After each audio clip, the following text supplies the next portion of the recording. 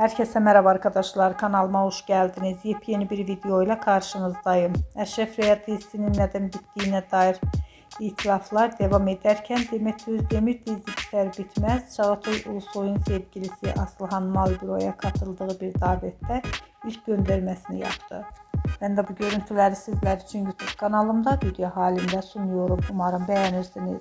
Arkadaşlar, videomu beğendiyseniz kanalımı izlemeyi ve bildirim butonuna basmayı unutmayın. Şimdilik benden bu kadar olsun. Yeni videomuzda görüşmek üzere.